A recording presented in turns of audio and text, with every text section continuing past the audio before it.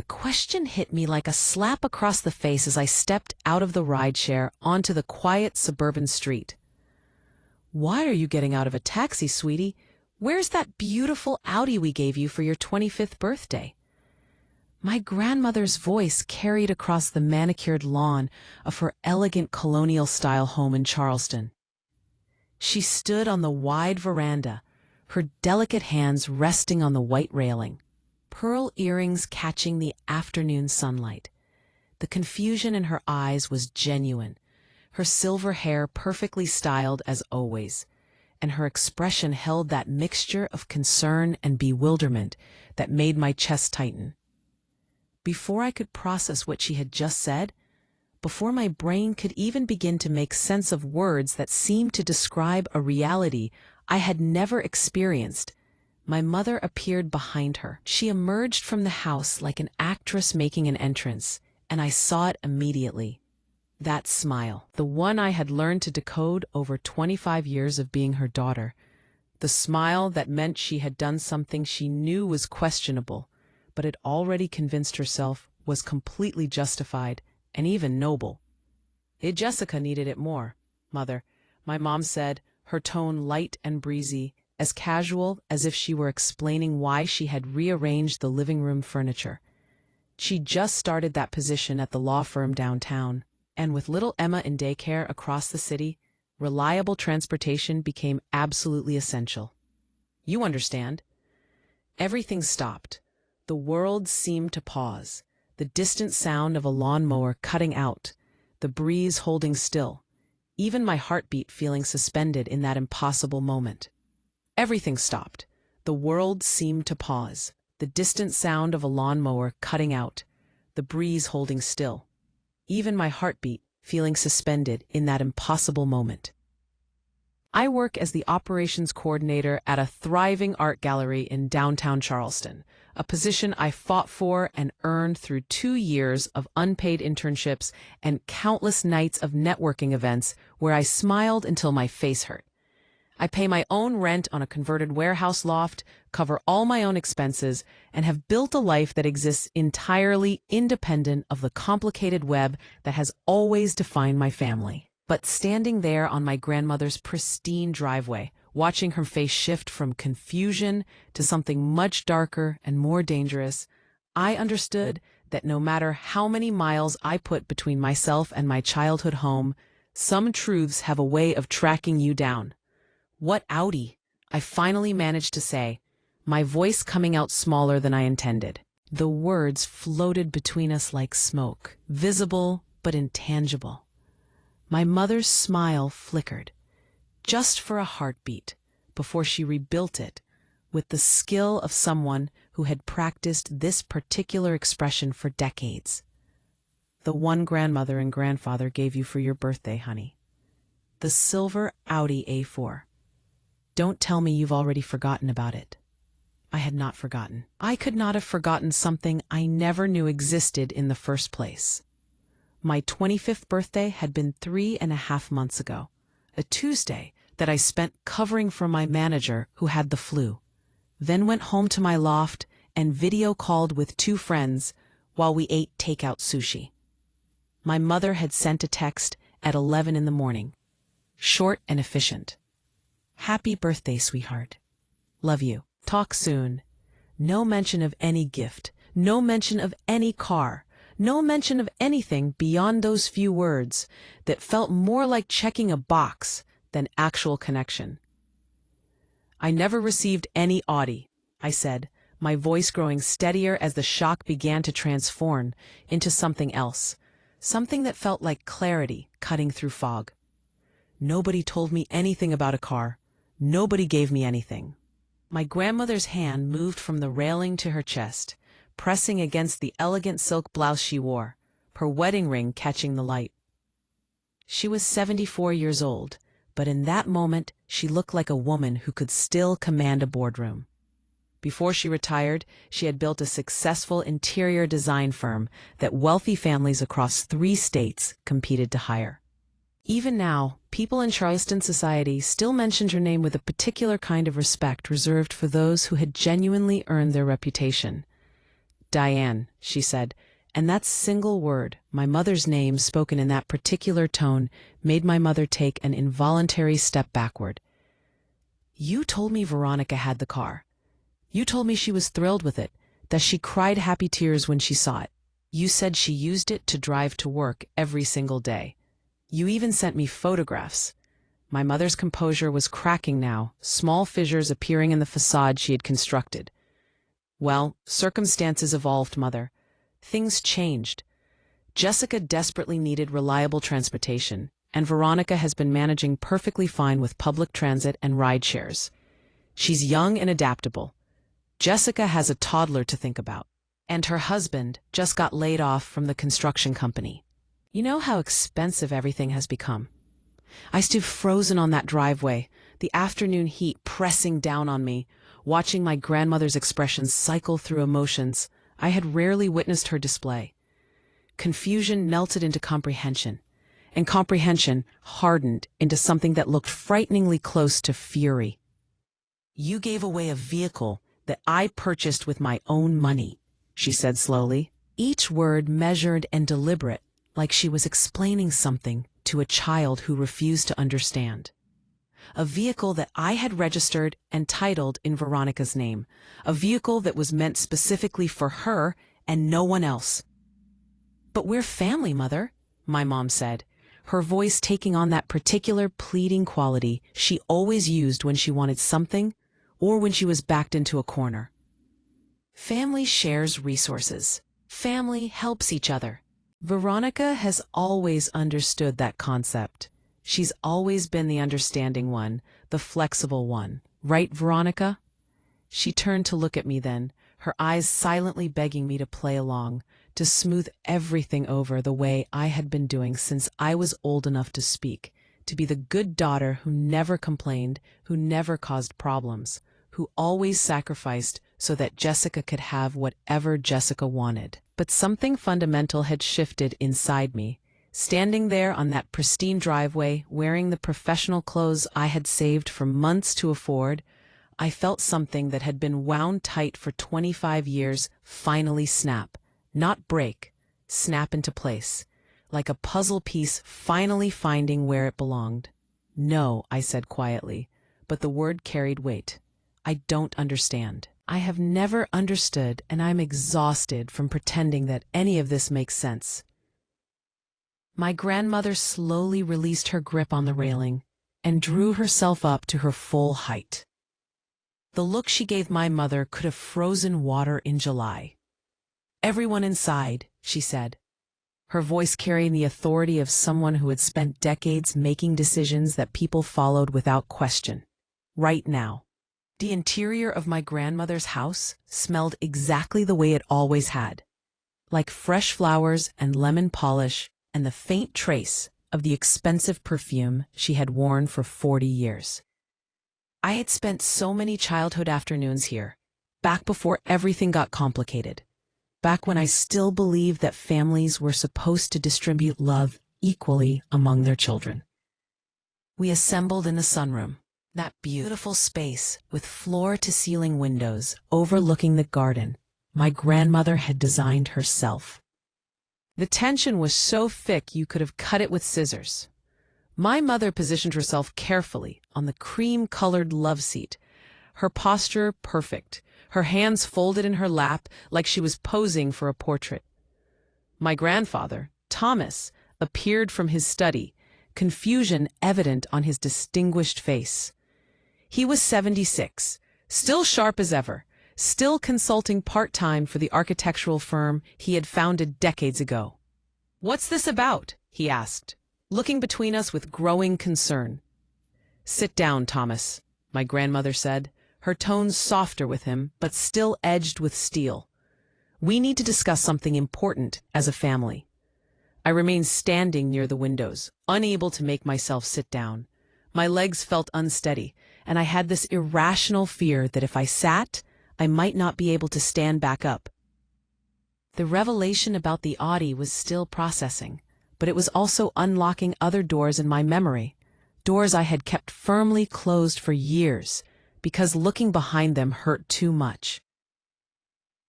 I want to understand something very clearly, my grandmother said, settling into her favorite chair with the kind of controlled grace that came from decades of practice. When I purchased that Audi 3.5 months ago, I specifically asked you, Diane, to coordinate with the dealership and arrange for Veronica to pick it up. You assured me you would handle everything. You told me she had collected it. You sent me a photograph of her standing beside it, looking overjoyed. You provided updates about how much she loved driving it. My heart was pounding so hard I could feel it in my throat. That photograph, I said slowly, the memory crystallizing as I spoke. Was it taken in front of Jessica's townhouse? The one with the blue shutters? My mother's face lost several shades of color. Because Jessica posted a picture with a new silver Audi exactly 3.5 months ago, I continued, my voice gaining strength as the pieces assembled themselves. She captioned it about how her amazing husband had surprised her with it. Everyone in the family commented, "Congratulations." I liked the post myself. I even felt happy for her. The silence that followed was profound and terrible. Let me explain something about my family, because without understanding the history, none of what happened next will make any sense. My mother, Diane, has always favored Jessica. From the moment my sister was born, when I was 3 years old, I became a supporting character in my own family's story. Jessica was the beautiful one, the charming one, the one who could never do wrong no matter how many rules she broke. When she struggled with math, expensive tutors appeared. When I struggled with science, I was told to study harder and figure it out. When she wanted violin lessons, suddenly the budget allowed for it. When I wanted to join the school's photography club, I was told we could not afford the equipment. I learned early to stop asking for things. I learned to work for everything myself. At 14, I started babysitting for neighbors. At 16, I got my first real job at a coffee shop, pulling shifts before school and on weekends. I saved every dollar, bought my own clothes, paid for my own school supplies, my own everything. When Jessica wrecked her first car at 18, our parents bought her a replacement within a week. When I saved enough for a used Honda at 19, my mother borrowed it constantly for Jessica's use and returned it with a cracked windshield and an empty gas tank. No apology. Just an explanation about how Jessica had needed to get somewhere important. The pattern continued into adulthood with such consistency it might as well have been written into our family's DNA. Jessica got married at 23 in an elaborate wedding that our parents financed entirely. A celebration that cost more than my entire college education. I was not asked to be a bridesmaid. I held the guest book. Jessica announced her pregnancy last year, and suddenly every single family gathering revolved around baby preparations, nursery planning, what Jessica needed, what Jessica wanted. Meanwhile, I worked 50-hour weeks at the gallery, moved from intern to coordinator through determination and skill, and constructed a life that depended on no one but myself. I thought I had escaped. I thought the physical distance I had created would insulate me from the dysfunction. Standing in my grandmother's sunroom, I realized how naive that assumption had been. So, let me make absolutely certain I understand this correctly, my grandfather said, his voice carrying that particular quality that meant he was working very hard to control his anger. You took a gift that we purchased specifically for Veronica and transferred it to Jessica, then lied to us about it for months. It's more complicated than that, my mother protested, her voice rising with something between desperation and defensiveness. Jessica needed reliable transportation. Her husband lost his job, and they have Emma to think about. Veronica has always been so capable, so independent. She manages everything on her own. Jessica needs support. She struggles with things. She needs help in ways that Veronica never has. That's not a justification, my grandmother said, her voice sharp enough to cut glass. That's an excuse, and a poor one. I was trying to help my daughter, my mother said, and I noticed she did not specify which daughter she meant, even though we all knew. Veronica is your daughter too, my grandfather said quietly. Or have you forgotten that? The accusation hung in the air like smoke from a fire. My mother's face cycled through several expressions, landing somewhere between guilty and defiant. Of course I haven't forgotten, she said, but Veronica has never needed the same level of support. She's always been the strong one, the responsible one. She understands how family works. No, I said. And my voice came out stronger than I expected. I understand how this family works. I understand that I've spent 25 years being invisible, while Jessica got everything she ever asked for. And quite a bit she didn't even need to ask for. I understand that I've worked for every single thing I have, while Jessica had things handed to her on a silver platter that should have been mine. What I don't understand is why I kept pretending that was normal. My grandmother rose from her chair with the kind of controlled movement that spoke to years of maintaining dignity under pressure. "Where is the vehicle now?" she asked my mother. "At Jessica's townhouse," my mother whispered. "She's been driving it since the day after Veronica's birthday." My grandmother nodded slowly, then pulled out her phone with the kind of purpose that meant decisions were being made. "Then I believe it's time we corrected the situation. If you feel my words reaching you right now, if any part of this story resonates with the injustices you've experienced in your own life, I would be grateful if you would show your support by liking this video and subscribing to the channel.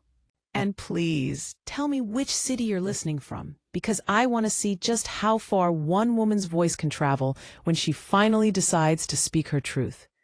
Help me build this community of women who refuse to stay silent anymore, so we can continue bringing you stories that matter. Stories that are real. Stories that need to be told. Period. The next 40 minutes felt like watching a carefully constructed lie dismantle itself, piece by piece. My grandmother made phone calls with the calm efficiency that came from decades of running a successful business. She spoke to attorneys, to someone at the Department of Motor Vehicles, to a towing company owner who apparently owed my grandfather a favor from some past project. My mother attempted to interrupt multiple times, but each attempt was met with a raised hand and a look that could have silenced a hurricane. My grandfather sat beside me on the window seat, his hand finding mine and squeezing gently. "I should have paid closer attention," he said quietly, his voice low enough that only I could hear. "There were signs over the years, gifts we sent that you never mentioned. Money we transferred that you never acknowledged. Your grandmother would ask about things, and Diane always had explanations. We wanted to believe her." The admission hurt in a way I had not expected, like pressing on a bruise I did not know I had. "How long?" I asked. "How long has this been happening?" My grandfather's face showed the kind of pain that comes from realizing you've been complicit in something terrible without knowing it. "I don't have a definitive answer. Years, probably. Maybe since you were teenagers. There were discrepancies we noticed, but explained away. Your mother always had reasons that sounded plausible." The weight of that revelation settled over me like a heavy blanket. All those years of thinking my grandparents did not care about me as much as they cared about Jessica. All those birthdays where I assumed they had forgotten me or sent something small while Jessica received elaborate gifts. All those Christmases where I convinced myself that maybe I just was not as important to them. None of it had been real. It had all been carefully orchestrated by my mother to ensure that Jessica remained the sun around which our family's universe revolved. "The vehicle is being recovered as we speak," my grandmother announced, ending her final call with a decisive tap on her phone screen. "I've also spoken with the DMV about the fraudulent transfer. Since no financial harm was done to any institution, and I'm willing to resolve this privately, they've agreed to simply correct the title back to its rightful owner. The paperwork will be processed by end of business tomorrow." "Thank you," I said, and the words felt massively inadequate for what she was doing. My grandmother crossed the room and took both of my hands in hers, looking at me with an intensity that made me feel truly seen for the first time in longer than I could remember. I failed you, Veronica. I trusted someone who should have been trustworthy, and because of that trust, you suffered. That ends today. That ends right now. It's not your fault, I said, glancing at my mother who had somehow made herself smaller in the corner of the love seat, like she was trying to become invisible. You trusted family. That's not supposed to be a mistake. No, my grandfather agreed. It's not supposed to be. But in this case, that trust was weaponized against you. Before my mother could respond, before she could mount whatever defense she was clearly preparing, the sound of tires on gravel interrupted us. We all turned toward the windows where a silver Audi was pulling into the circular driveway, followed closely by a tow truck. That's my car, I said, and the words felt foreign in my mouth. That's actually supposed to be my car. Yes, my grandmother said firmly, it is, and it always should have been. The front door burst open moments later, and Jessica appeared like a storm system. Her toddler Emma balanced on one hip, her face flushed with anger and exertion. "What is happening?" she demanded, her voice shrill enough to make Emma whimper and bury her face in her mother's shoulder. "Why are there people towing my car away from my house? Mom, what is going on?" My mother rose from the love seat, her hands fluttering uselessly. "Sweetheart, let me explain. There's been a misunderstanding." "A misunderstanding?" Jessica's voice climbed another octave. "That's my car. Derek bought it for me." "Well, technically your husband did not buy anything," my grandfather said, his voice calm but carrying an edge that could cut steel. "I purchased that vehicle for Veronica. Your mother gave it to you without authorization. Now it's being returned to its rightful owner."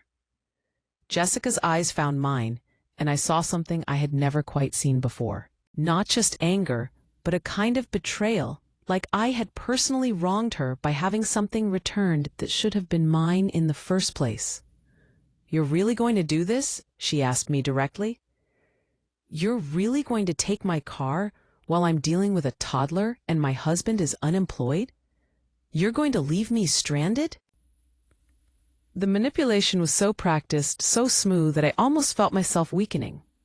Almost felt that old familiar pull to make peace, to smooth things over, to sacrifice my own needs for someone else's comfort. But then I remembered the 3.5 months I had spent taking buses in the rain because I could not afford ride shares every day. I remembered the grocery bags I had carried 6 blocks from the store because the bus did not run directly to my apartment. I remembered every single sacrifice I had made while Jessica drove a car that should have been mine. I said, "If you need a car, I will buy it from you.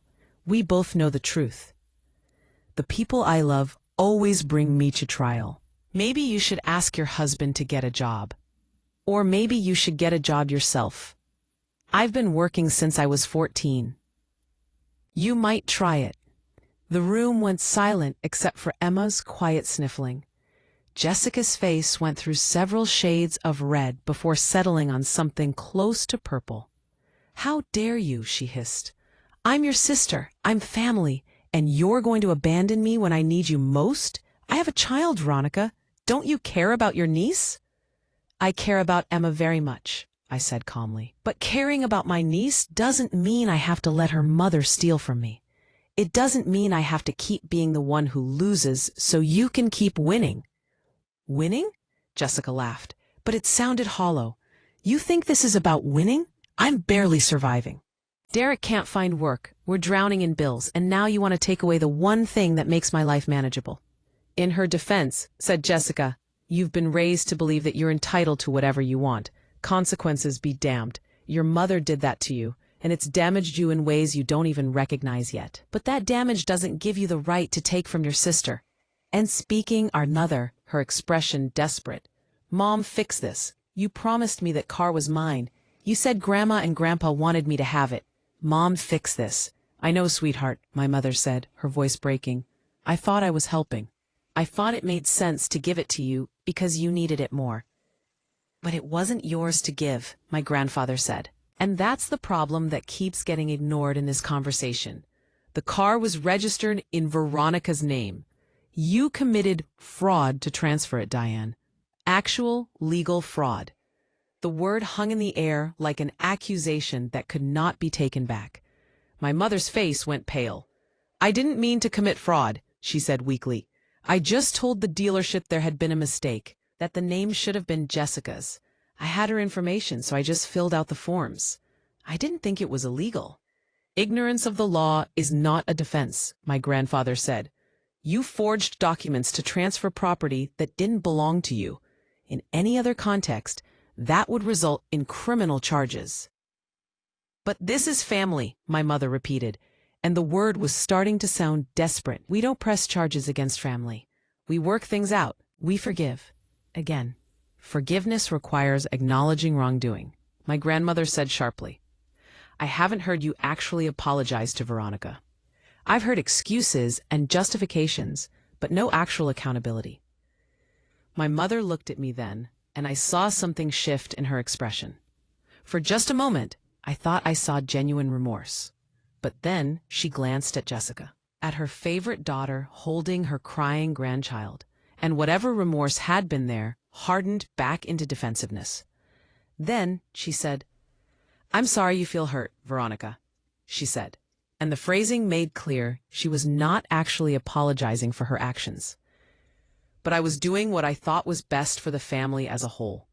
Jessica needed that car more than you did. You've always been so capable of handling things on your own. Strong. Because I had no choice, I said. Because every time I needed help, I was told to figure it out myself, while Jessica got handed whatever she wanted on a silver platter. That's not fair, Jessica protested. I didn't ask for special treatment. You didn't have to ask, I said. It was given to you automatically, constantly, without question. And when it ran out, Mom just took from me to give to you. How much, Mom?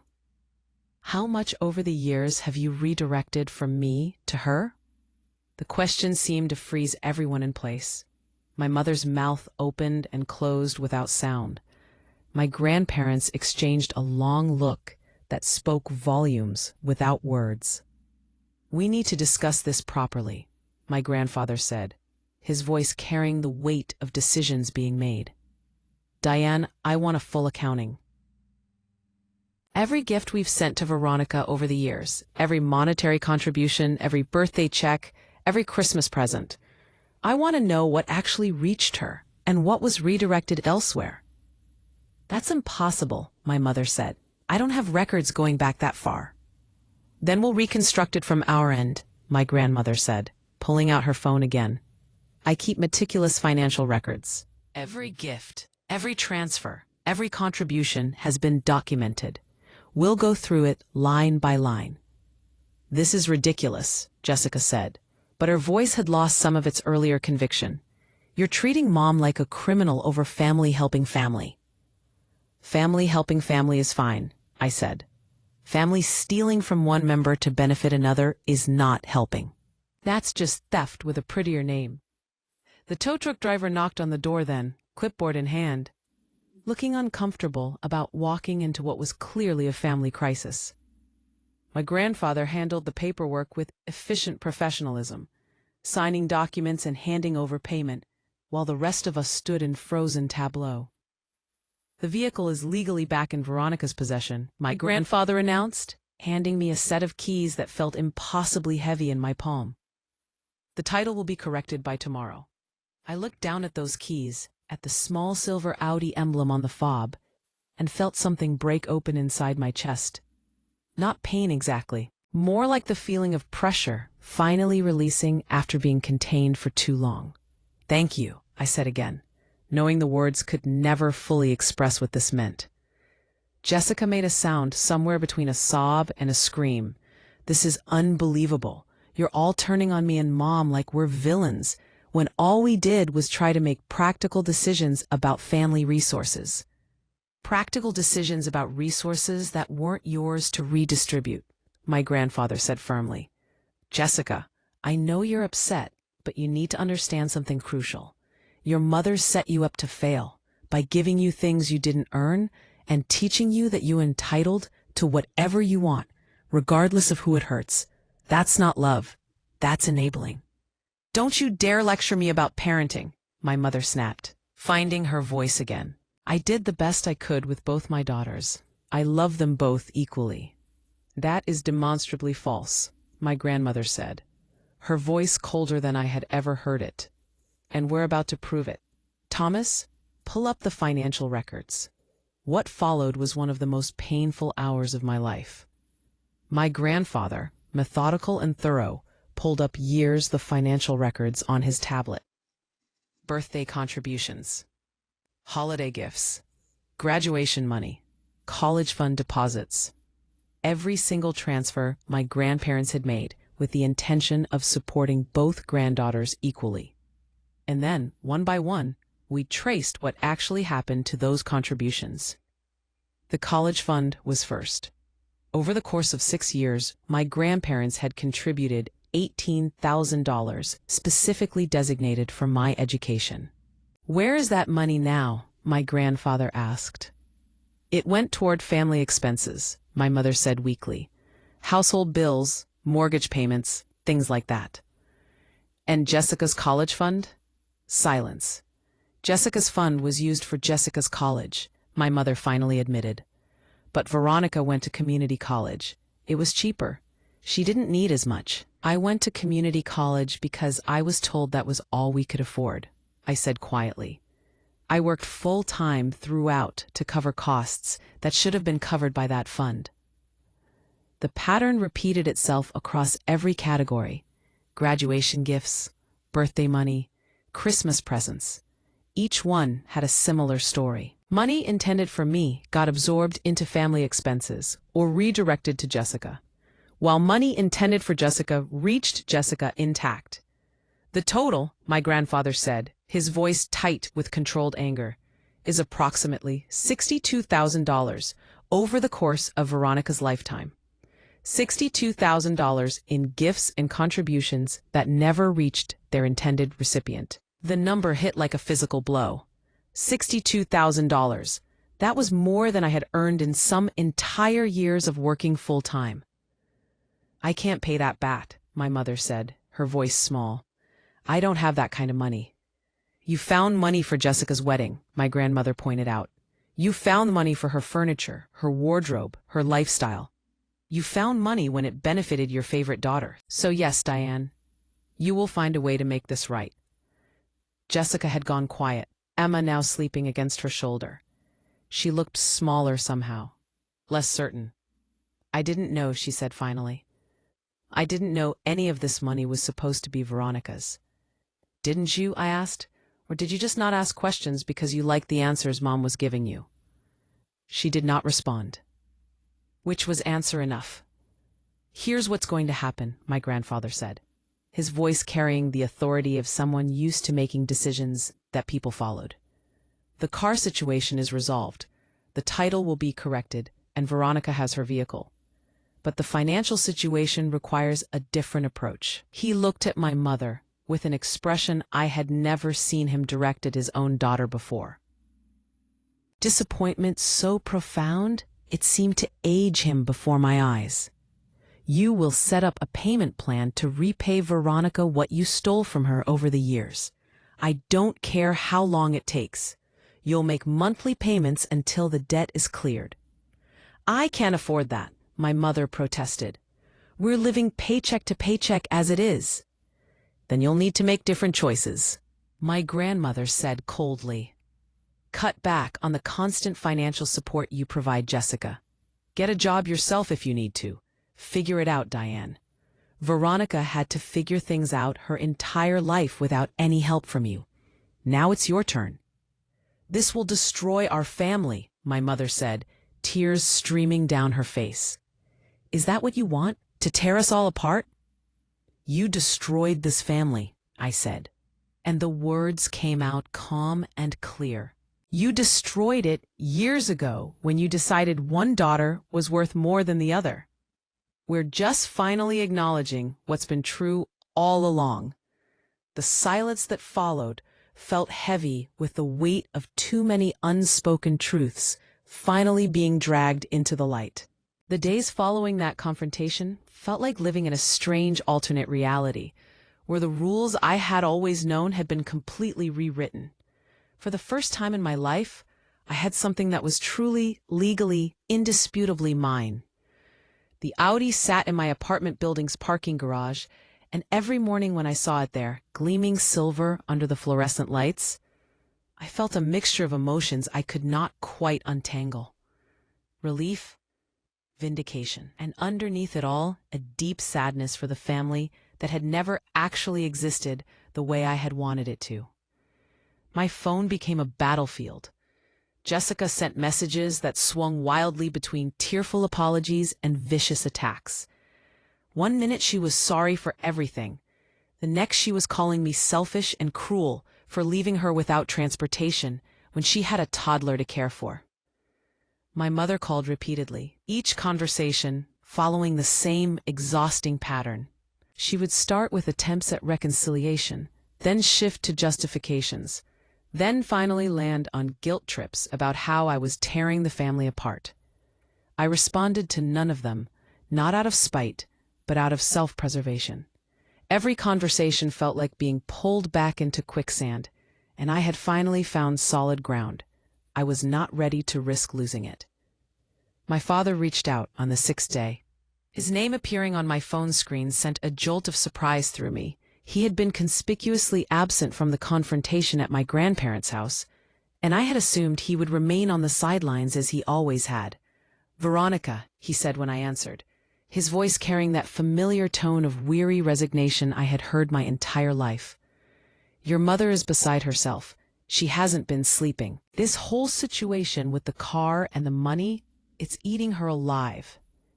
I sat in my loft, looking out at the Charleston skyline through my industrial-style windows, and felt something harden inside me. "Then perhaps she should think about why that is," I said calmly. "Sweetheart, I know you're angry, and you have every right to be, but this is tearing the family apart. Jessica is devastated. She feels like you betrayed her. Can't you find it in your heart to let some of this go? For the sake of family unity?" The words were so predictable I could have scripted them myself. "Dad," I said slowly, "do you know about the college fund, about the money that was supposed to be mine?" His silence answered the question before his words did. "Your mother handled the finances. She told me she was managing things appropriately, distributing resources where they were most needed. I trusted her judgment. Then she told me she was managing things appropriately, distributing resources where they were most needed. I trusted her judgment. Then she told me she was managing things appropriately, distributing resources where they were most needed. She would explain that Jessica needed more support, that you were doing fine on your own, and it made sense at the time. You've always been so independent." "I was independent because I had no choice," I said, feeling my voice rise despite my efforts to stay calm. "I was independent because every time I needed something, I was told to handle it myself, while Jessica got handed everything she asked for. And you watched it happen. You participated in it." "That's not fair," he protested weakly. "I was trying to keep the peace. Your mother and I were trying to do what was best for both of you." "No," I said firmly. "You were doing what was easiest for you. Keeping the peace meant not confronting Mom about her blatant favoritism. Doing what was best would have meant treating your daughters equally."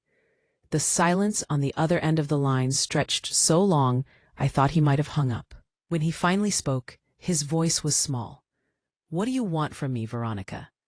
The question hung in the air between us. What did I want?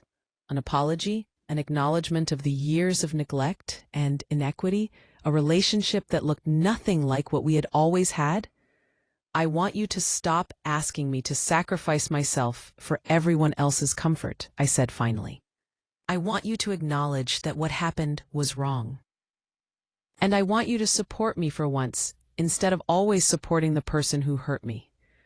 I'm your father. I love you." "Then prove it," I said. "Actually prove it with actions instead of just words." I ended the call before he could respond, my hands shaking slightly as I set the phone down. Outside my windows, Charleston continued its evening routine. People moving through their lives completely unaware of the small earthquake happening in mine. My grandmother called that evening, her voice gentle in a way that made my throat tight. "How are you holding up, sweetheart?" she asked. "I don't know," I admitted. "Part of me feels like I finally stood up for myself. Part of me feels like I destroyed my family, and I can't figure out which part is right." "You didn't destroy anything," she said firmly. "Your mother did that years ago. You just finally refused to pretend the destruction wasn't there." "Dad called," I said. "He wants me to forgive and forget, to let things go back to normal. Normal was you being treated like an afterthought while your sister got everything. Normal was theft and lies and systematic favoritism. Do you want to go back to that?" "No," I said, and the certainty in my voice surprised me. "No, I don't." "Then don't. Your grandfather and I are meeting with our attorney tomorrow to revise our estate plans. We wanted you to know." The statement sent a chill through me. "Grandma, you don't have to do that." "Yes, we do. We've been complicit in this situation by not verifying things ourselves. By trusting your mother to act with integrity when she clearly wasn't. We're correcting that now. Our will is being restructured to reflect reality rather than the fiction we were sold." "Jessica is going to be furious," I said. "Jessica is going to learn that actions have consequences, a lesson she should have learned years ago but was prevented from learning because your mother shielded her from every difficulty." My grandmother's voice softened. "Veronica, I need to tell you something, and I need you to really hear me. You've built a remarkable life for yourself, despite having every disadvantage. You worked your way through school, built a career, maintained your dignity and grace while being systematically robbed by people who should have protected you. That deserves to be recognized and honored, not taken for granted." Tears were rolling down my face now, years of pent-up pain finally finding release. I just wanted to be loved the same way Jessica was loved. I just wanted to matter as much. You matter more than you know, and I'm sorry it took us this long to show you that clearly. After we ended the call, I sat in my loft as darkness settled over the city, thinking about everything that had changed and everything that still needed to change. The Audi was just a car, really. The money was just numbers on a balance sheet. But what they represented was something much larger. They represented the truth finally being acknowledged after years of being buried under convenient lies. 2 weeks passed. I settled into a routine that included driving my own car to work, a small pleasure that felt significant every single time. My manager at the gallery noticed the change, commenting that I seemed lighter somehow, more present. I did not tell her the details, but I let myself acknowledge that she was right. Something fundamental had shifted. My grandparents kept me informed about the family dynamics I was no longer directly part of. Jessica and her husband were struggling financially, which was inevitable given that they had built a lifestyle based on constant support from my mother that was no longer flowing as freely. My mother had been forced to get a part-time job at a retail store to begin making the payments my grandfather had mandated, and apparently she was not handling the transition well. "She called me crying yesterday," my grandmother reported during one of our weekly phone calls. "Said it was humiliating to be working retail at her age, that people from church were seeing her there and judging her." "What did you tell her?" I asked. "That humiliation builds character. That Veronica worked retail for years starting as a teenager, and if it was good enough for her granddaughter, it was good enough for her daughter." Despite everything, I felt a small twinge of sympathy for my mother. But it was distant, muted, like feeling bad for a character in a movie rather than someone I was connected to. The emotional ties that had once bound me to her had been severed, and I was discovering that life without those ties was both easier and lonelier than I had expected. The gallery hosted a major exhibition opening in early November, an event I had been planning for months. It was my first time leading a project of this scale, and the pressure was intense. The night of the opening, I stood in my professional clothes that I had carefully budgeted for, watching wealthy collectors and art enthusiasts move through the space I had helped create, and felt a surge of pride that had nothing to do with anyone else. This was mine. I had earned it. Nobody had given it to me or taken it away. My phone buzzed with a text from my grandmother. "Your grandfather and I are so proud of you. Wish we could be there tonight." They had wanted to attend, but my grandfather had not been feeling well. Nothing serious, but enough to keep them home. "Next exhibition," I texted back. "I'll make sure you have the best seats in the house." The event was a success by every measure. My manager praised my work publicly. Several collectors made purchases, and I received compliments from people whose opinions carried weight in Charleston's art community. I drove home in my Audi, feeling something I had rarely allowed myself to feel before. Simple, uncomplicated happiness. The text from Jessica came at 2 in the morning, waking me from a deep sleep. "Emma is in the hospital. She has pneumonia. I needed to get here fast, and I don't have a car, because you took mine. I had to wait for an ambulance. Every minute felt like an hour. I hope you're happy." My hands shook as I read the message, guilt flooding through me before I could stop it. A sick child, a sister without transportation. Was I responsible for that? Had my insistence on keeping what was mine caused harm to an innocent toddler? I called my grandmother, not caring about the hour. She answered on the second ring, her voice alert, despite the time.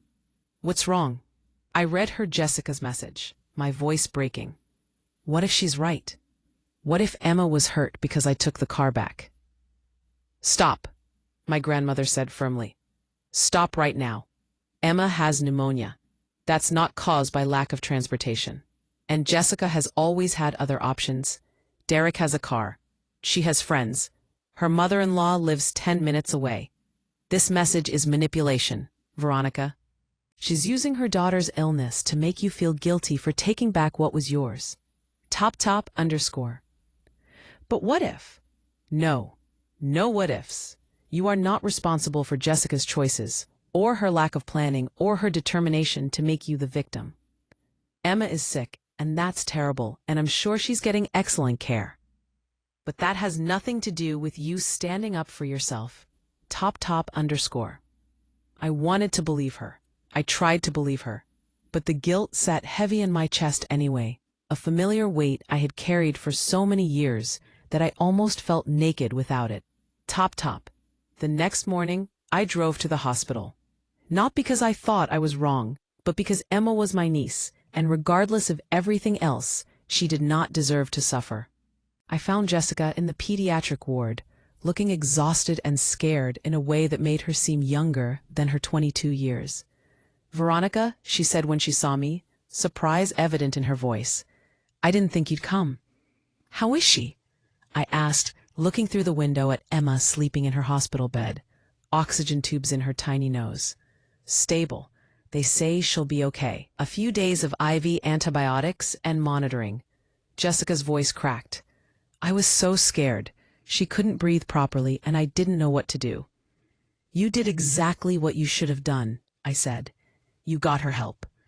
We stood in awkward silence for a moment, years of history and recent wounds making easy conversation impossible. "I shouldn't have sent that text," Jessica said finally. "Using Emma like that. It was wrong." And then I turned to look at her fully. "Yes," I agreed. "It was. I've been thinking a lot since everything happened at Grandma and Grandpa's house. About the car, about the money, about everything." Jessica twisted her hands together, not meeting my eyes. "Mom always told me that I deserved special treatment because I was more sensitive, because I struggled more. She made it sound like I was fragile and you were indestructible. I believed her because it was easier than questioning it. And strong. And now? Now I have a daughter. And I think about what kind of person I want her to become. And I realize I don't want her to be like me, dependent on other people's sacrifices, always taking and never giving. I want her to be like you, capable and strong and able to stand on her own." The words hit harder than I expected. I had spent so many years being angry at Jessica, feeling like she was complicit in everything our mother did. Hearing her acknowledge it, actually acknowledge it, shifted something. "Jessica, Mom didn't just hurt me. She hurt you too. She crippled you by never letting you face consequences or work for anything. You're 22 years old with a child and no job skills because she convinced you that you didn't need any." Jessica's eyes filled with tears. "I know. I'm starting to see that now. Derek losing his job has been horrible, but it's also shown me that I have no backup plan. I have no way to support myself or my daughter. I'm completely dependent on other people." "That can change," I said carefully. "If you want it to." "I don't know how," she admitted. "I don't know how to be like you. You start by stopping. Stop expecting other people to solve your problems. Stop taking things that aren't yours. Stop letting Mom make decisions for you." I paused. "And stop blaming me for finally refusing to be the one who always loses so you can always win." Jessica nodded slowly. "The car, that really was supposed to be yours, wasn't it? Like from the very beginning." "Yes. I'm sorry. I suspected something wasn't right, but I didn't want to know the truth because I liked the version Mom was telling me better." She looked at me directly for the first time. "I'm sorry for all of it. For every time I took something that should have been yours. For every time I let Mom redirect things to me. For every time I benefited from you being hurt." The apology was not enough to fix years of damage, but it was a start. More than I had expected to get. "Thank you," I said quietly. "That means something." We sat in uncomfortable silence for a while, watching Emma sleep, both of us processing the strange new dynamic between us. "What happens now?" Jessica asked eventually. "With us? With the family?" "I don't know," I admitted. "I can't go back to how things were. I won't. But I'm not trying to punish you, Jessica. I'm just trying to exist without being constantly diminished." "That's fair," she said. "More than fair, actually." A nurse came to check Emma's vitals, and I took that as my cue to leave. "I'm glad she's okay," I told Jessica. "Truly. Thank you for coming," Jessica said. "You didn't have to. She's my niece, of course I came." Driving home in my Audi, I felt the complicated tangle of emotions that came with any kind of family reconciliation. Relief that Emma was okay. Cautious hope that maybe Jessica was genuinely starting to understand. And underneath it all, the persistent awareness that one conversation did not undo years of systematic harm.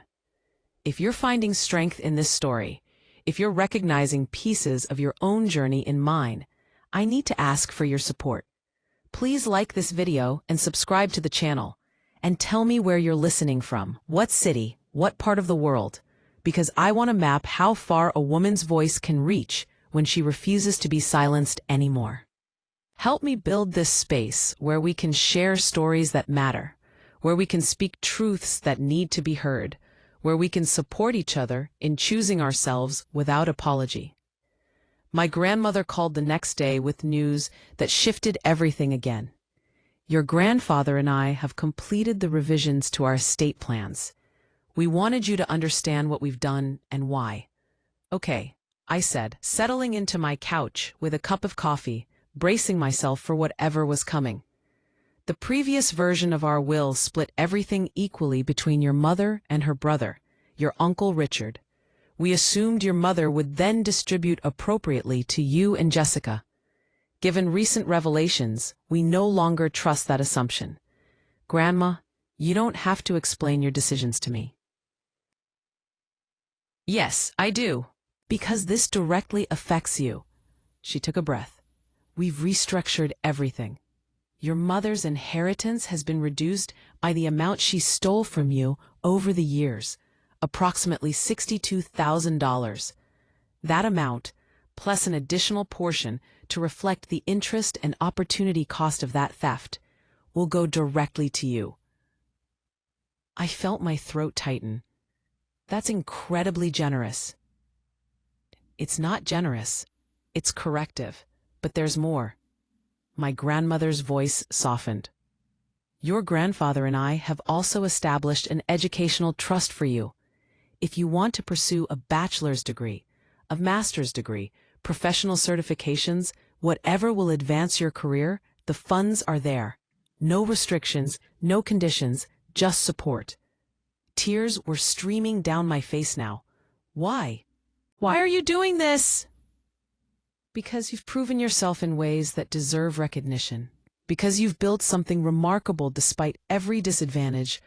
And because we failed you by not paying closer attention to what was happening. This is how we make that right. Jessica is going to be devastated, I said. Jessica is going to learn that the world doesn't revolve around her desires. Her portion of the inheritance remains unchanged from what it would have been if things had been handled fairly from the beginning. She's not losing anything. She simply isn't gaining from your loss anymore. The distinction was important, and I understood what my grandmother was really saying. This was not about punishing Jessica.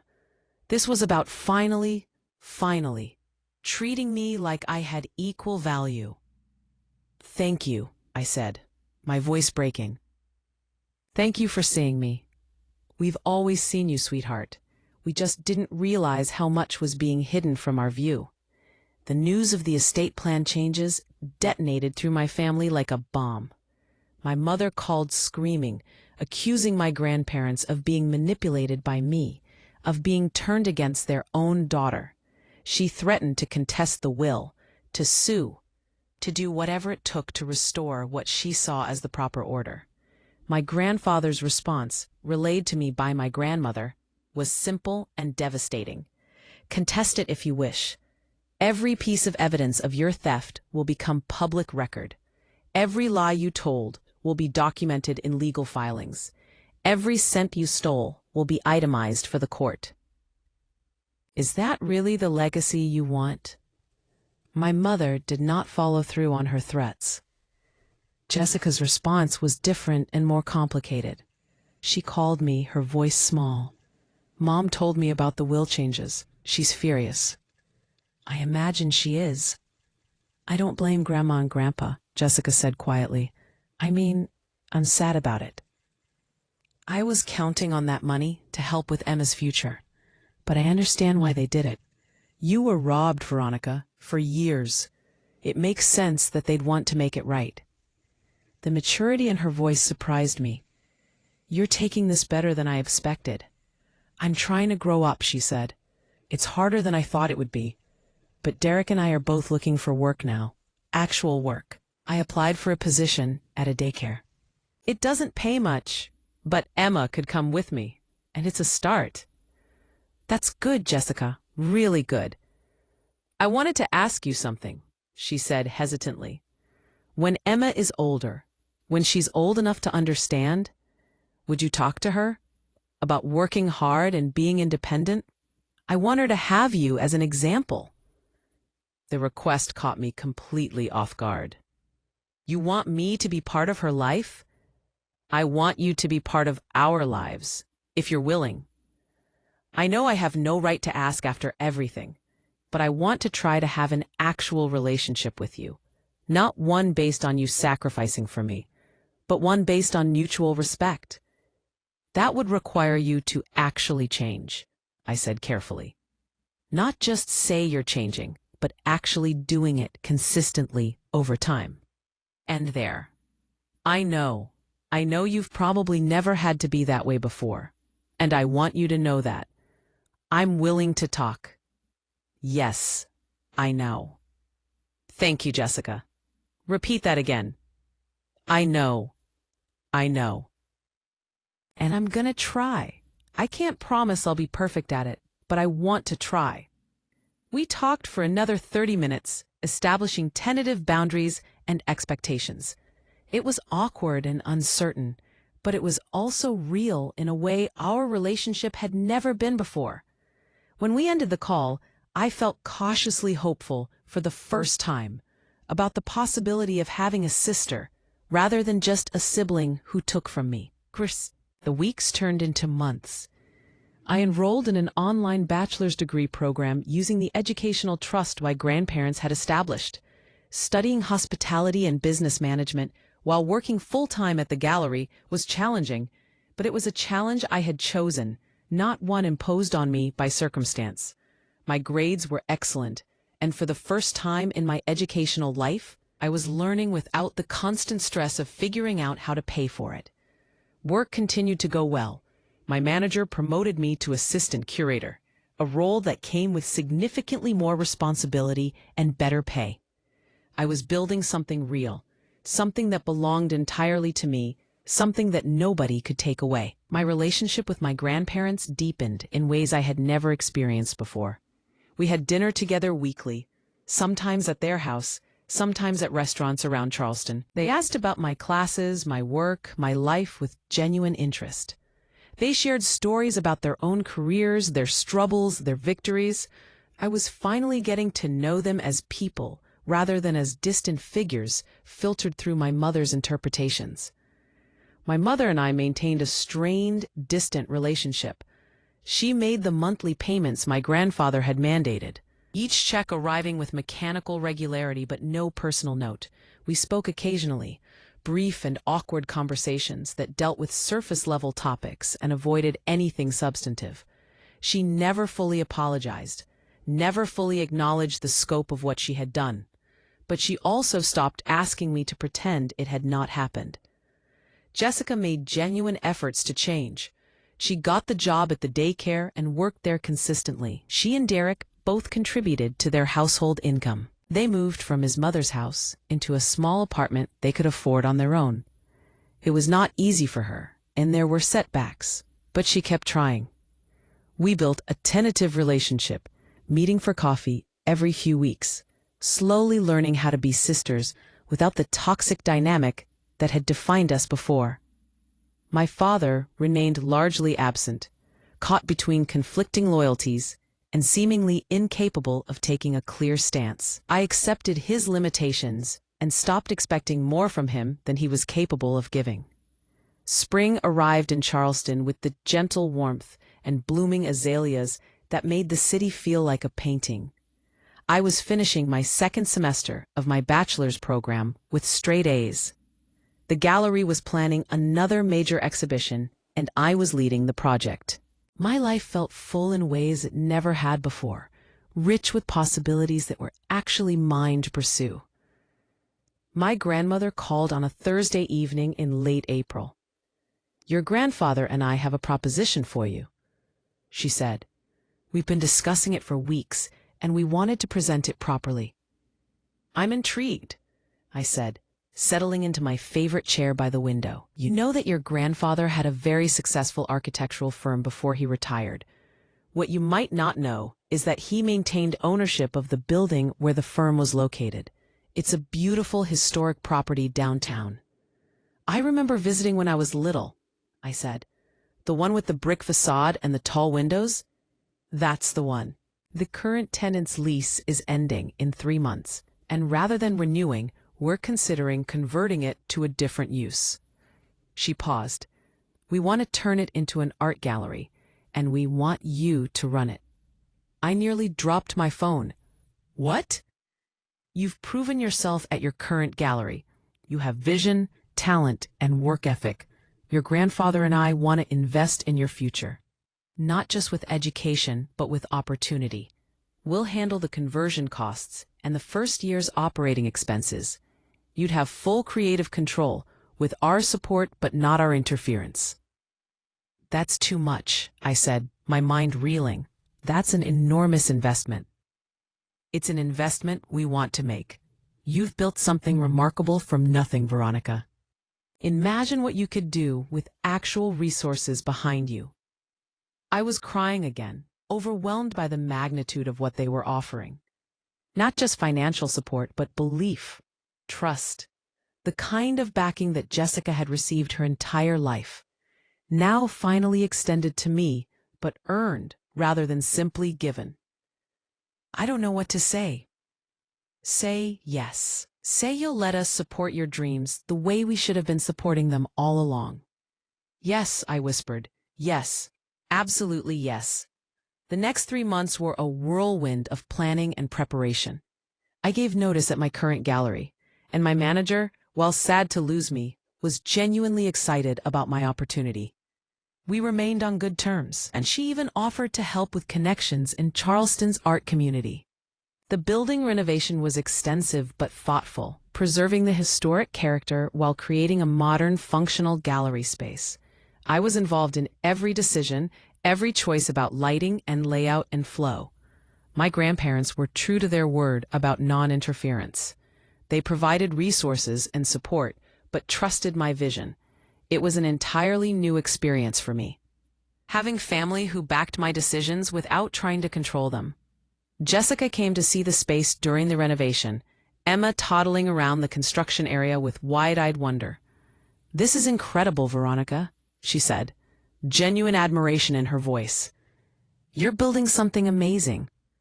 "Grandma and Grandpa are making it possible," I said. "No," Jessica corrected gently. "They're supporting it, but you're building it." "There's a difference." She looked at me seriously. "I'm proud of you." I don't know if I've ever said that before, but I am. The words meant more than I expected them to.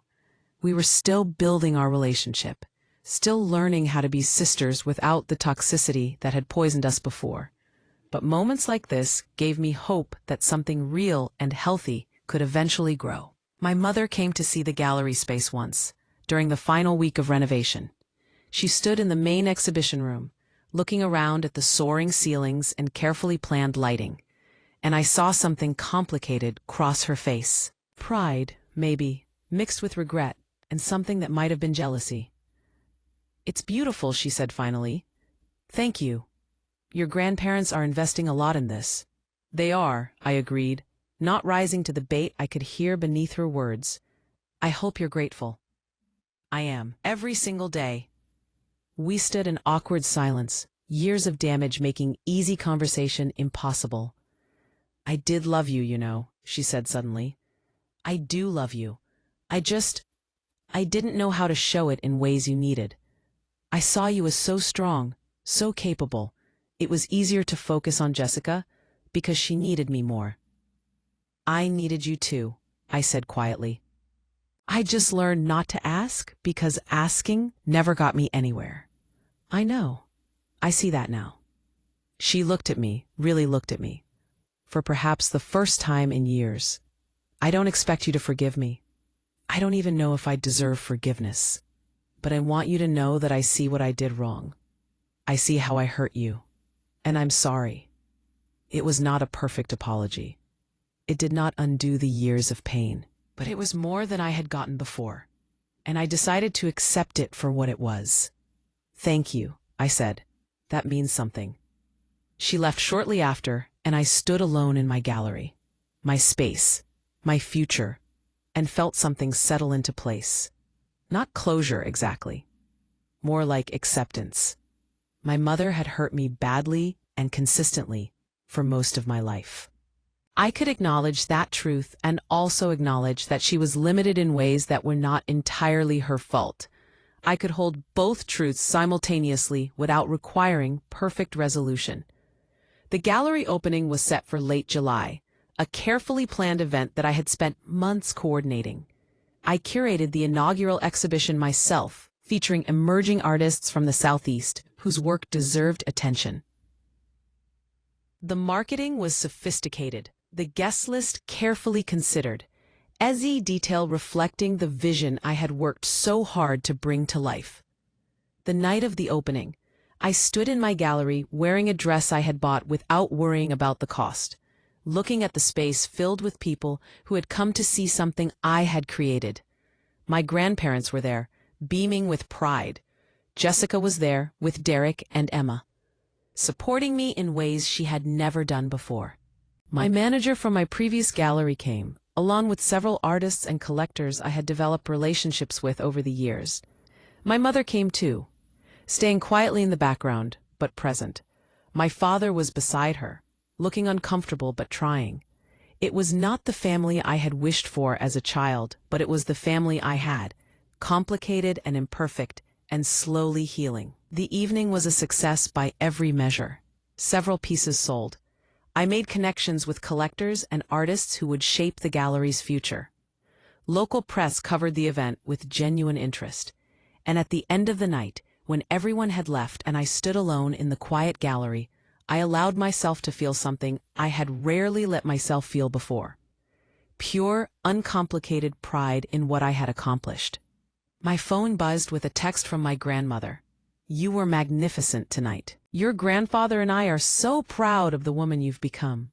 Not despite everything that happened, but including it. You took pain and turned it into something beautiful." I sat in the middle of my gallery floor, expensive dress pooling around me, and cried. Not tears of sadness or pain, but tears of release. I had spent so many years carrying the weight of being unseen, undervalued, systematically robbed by people who should have protected me.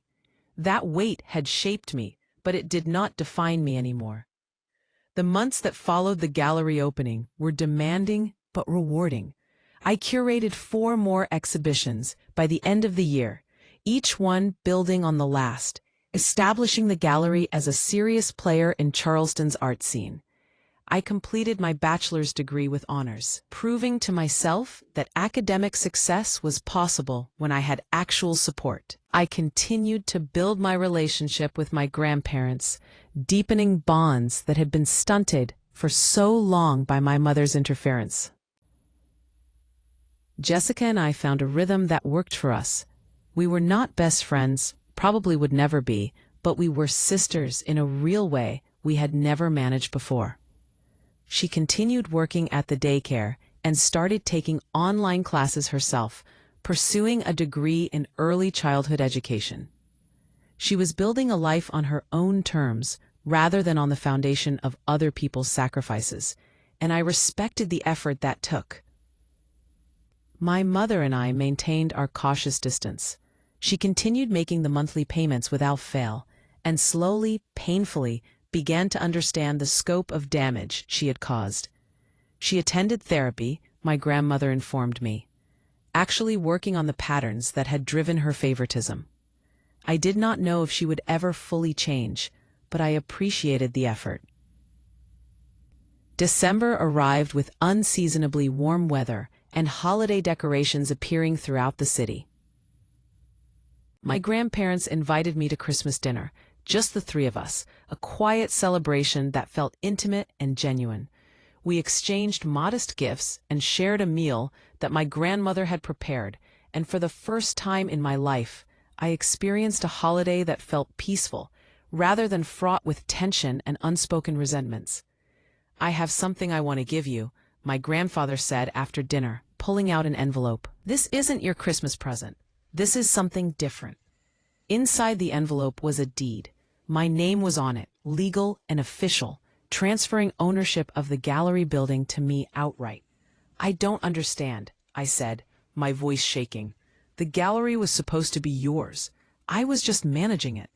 "The gallery was always meant to be yours," my grandmother said gently. "We invested in the renovation and the first year's expenses as promised.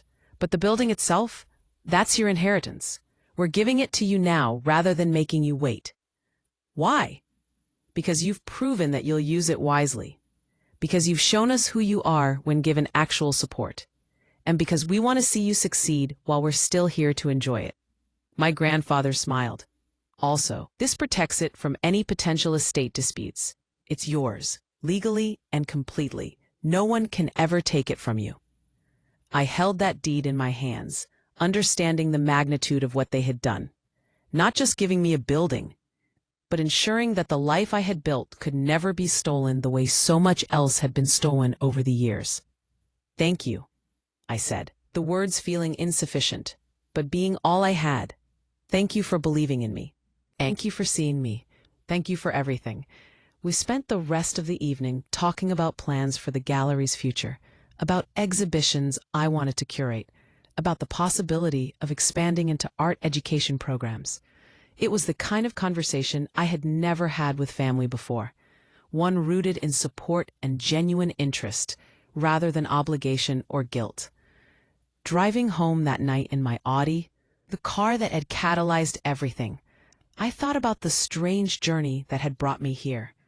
A stolen car had revealed a lifetime of theft. Confronting that theft had forced my family to finally acknowledge truths they had been avoiding for decades. And from that painful acknowledgement, something new had grown. Not perfect, not without scars, but real and honest, in ways our family had never been before. I parked in my building's garage and sat for a moment, looking at the deed on my passenger seat. My gallery, my building, my future. Not given to me out of obligation or pity, but earned through years of hard work and finally supported in ways I had deserved all along. The story could have ended there, a relatively tidy resolution to decades of pain. But life is rarely that simple, and the truth is that healing is not linear.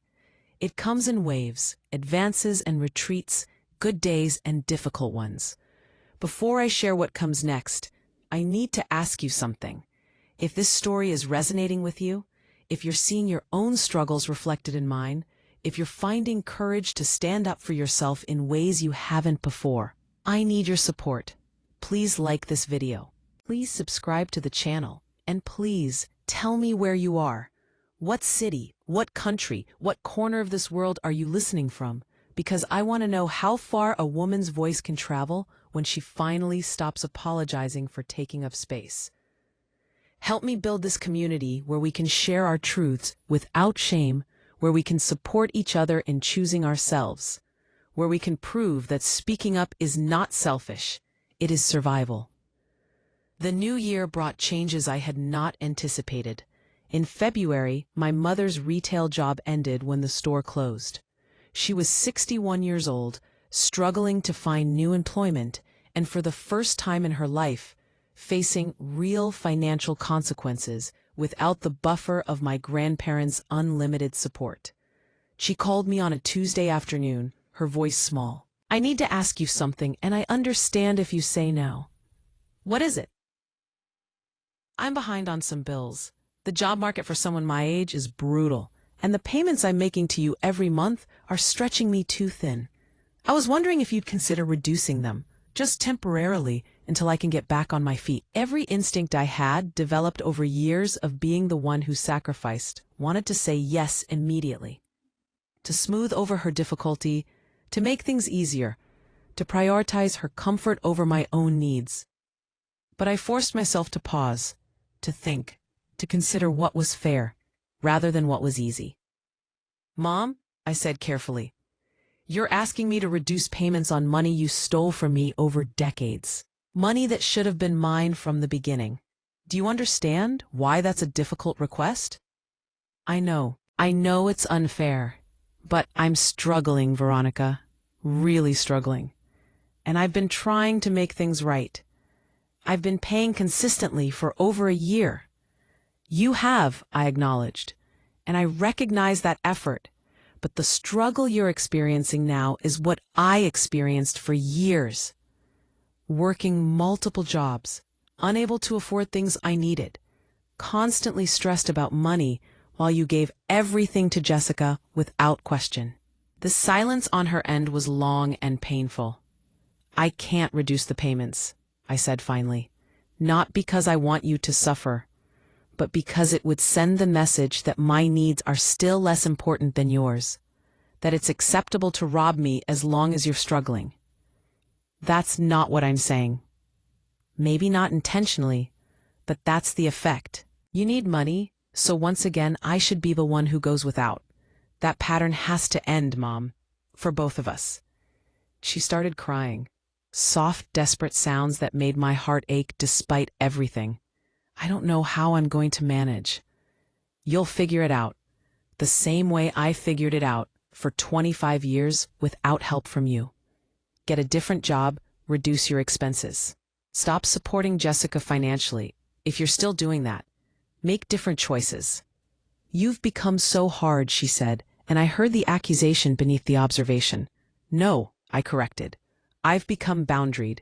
There's a difference. We ended the call with nothing resolved, and I sat in my gallery office, feeling the complicated mix of guilt and determination that came with holding boundaries against someone who had spent decades teaching me that my boundaries did not matter. My grandmother called that evening, having heard from my mother about the conversation. "You did the right thing," she said firmly. "Your mother is facing consequences, and that's uncomfortable, but it's necessary. Growth does not happen without discomfort." "It feels cruel, though," I admitted. "Cruelty would be continuing to enable her.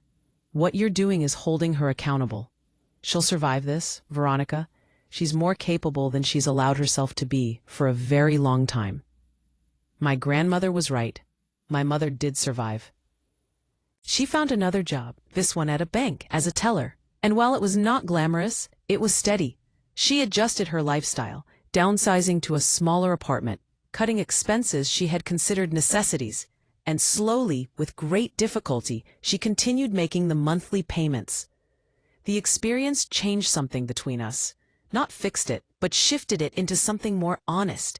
She stopped asking me to sacrifice for her comfort, and I stopped feeling obligated to pretend that what she had done was acceptable. Jessica's transformation continued, sometimes smooth and sometimes rocky. She graduated from the daycare to a better position at a preschool, using the degree she had earned through evening classes. She and Derek bought a small house, modest but theirs, achieved through their own efforts rather than family support. She called me once to tell me that Emma had asked why Aunt Veronica had such a nice car and they did not. "I told her that you worked very hard for everything you have," Jessica said, "and that someday, if she works hard too, she can have nice things of her own. I'm trying to raise her differently than Mom raised us." "That's good," I said. "Really good. It's harder than I thought it would be. Some days I want to just give her everything she asks for. But then I remember what that did to me, how unprepared I was for real life, and I force myself to let her experience disappointment. That's actually parenting," I said. "Good parenting, even if it's hard." Our relationship was not perfect, but it was real. We had coffee every few weeks, shared holidays occasionally, and maintained boundaries that protected both of us. She no longer asked me for things, and I no longer expected her to take from me. It was a small miracle, built from wreckage. The gallery thrived. By the end of my second year, we were profitable. By the end of the third year, we were expanding, taking over the adjacent building to create more exhibition space. I hired staff, built relationships with artists across the country, established the gallery as a destination for serious collectors. I curated shows that challenged and delighted, that pushed boundaries and celebrated emerging voices. My grandparents attended every opening, beaming with pride, asking intelligent questions, engaging genuinely with the art and artists. They were in their late 70s now, slowing down but still sharp, still present, still the anchors of my life in ways my parents had never been. My grandfather died in his sleep on a Sunday morning in April, 3 weeks after his 80th birthday. Peaceful, my grandmother said. He went peacefully, which was all anyone could hope for. The funeral was well attended, a testament to a life well lived. My mother cried throughout the service. Jessica held Emma and looked somber. I stood beside my grandmother and felt the grief of losing someone who had finally seen me. In his will, there were no surprises. Everything had been structured exactly as he and my grandmother had discussed with me. My mother received her reduced portion, Jessica received hers, and I received mine, which reflected the years of theft being corrected. There were no dramatic readings, no shocked revelations, just the quiet acknowledgement that he had tried to make things right. My grandmother and I grew closer in the months following his death. She came to the gallery often, sometimes just to sit in the space and feel surrounded by beauty. We had dinner weekly, sometimes at her house, sometimes at restaurants she had visited with my grandfather over decades of marriage. She told me stories about their life together, about building businesses and raising children and navigating the complicated terrain of family. I have regrets, she told me one evening, wine glasses in hand, sitting in the gallery after hours. I wish we had seen what was happening sooner. I wish we had protected you better. Your grandfather and I talked about that a lot in his final months. The guilt of not paying closer enough attention. You made it right, I said. When you finally saw the truth, you acted on it. Not everyone would have done that. We should have looked harder. We should have asked you directly instead of relying on your mother's reports. She squeezed my hand. But you took what we gave you and built something extraordinary. Not just the gallery, but your whole life. You're remarkable, Veronica. Don't ever let anyone make you feel otherwise. Life settled into a rhythm that felt sustainable. The gallery continued growing. I dated occasionally, but remained focused primarily on building something that mattered. My relationships with family remained complicated, but navigable, defined by clear boundaries that protected everyone involved. Jessica's daughter, Emma, grew into a bright, curious child who loved coming to the gallery. I taught her about art, about artists, about creating and appreciating beauty. Jessica sometimes watched us together with an expression I could not quite read, something between gratitude and sadness. I'm glad she has you, Jessica told me once. I'm glad she's learning from you what it means to work for things, to build something meaningful. You're teaching her that too, I said.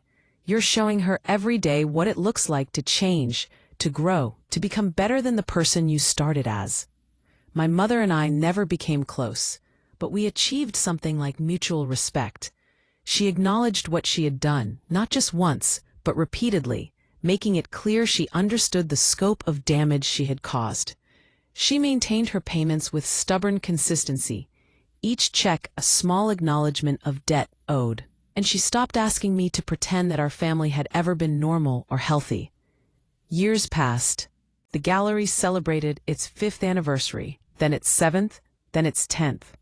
I watched my grandmother age gracefully, her mind sharp even as her body slowed.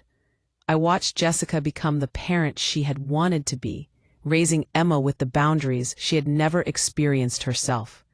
I watched my mother grapple with the consequences of her choices, sometimes with grace and sometimes with bitterness, but always with the understanding that she had created her own situation.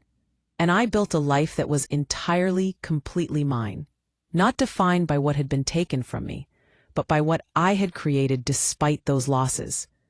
Not bitter over the years of theft and favoritism, but grateful for the strength those years had forced me to develop. Not perfect or without pain, but authentic in ways my family had never been before. The silver Audi that had started everything still sat in my parking space, older now, but well-maintained. Sometimes I looked at it and remembered that afternoon in my grandmother's driveway, the moment when everything finally cracked open, a stolen car that revealed a lifetime of theft, a confrontation that forced truths into the light, a family that fell apart so it could be rebuilt into something more honest. And I thought about the girl I had been at 25, working herself to exhaustion, believing she was less valuable than her sister, accepting crumbs while Jessica got the full feast. That girl had finally stood up and said no. And in saying no, she had discovered who she could become when she stopped accepting less than she deserved. This is not a story about revenge. Not really. Revenge would have meant taking from Jessica what she had taken from me, creating the same cycle of harm in reverse. This is a story about justice, about demanding acknowledgement, about refusing to continue patterns of dysfunction simply because they were familiar, about building something real from the ruins of something broken. And it is a story about the quiet courage of choosing yourself when everyone around you has been trained to expect your sacrifice. The courage to say no when yes has always been easier. The courage to hold boundaries when boundaries mean conflict. The courage to believe that you deserve the same support and care that has always been freely given to others. I am 42 years old now. The gallery is an established institution in Charleston, respected and successful. My grandmother is 91. Still sharp, still attending openings when she is able. Jessica is a school principal, having worked her way up through years of dedication. Her daughter Emma is 17, preparing for college on scholarships she earned herself. My mother is 78, living in a modest retirement community, having finally paid off the debt she owed me just last year. And I am standing in my gallery, in my building, in my life, surrounded by beauty I helped create, supported by relationships built on honesty rather than obligation. Not perfect, not without scars, but mine, completely and entirely mine. The revenge, if you can call it that, was not in taking from those who took from me. It was in building a life so full and authentic that their theft lost its power over me. It was in proving that I was always valuable, always worthy, even when my own family could not see it. It was in becoming exactly who I was always capable of being once the barriers were finally removed. And that is the best revenge of all.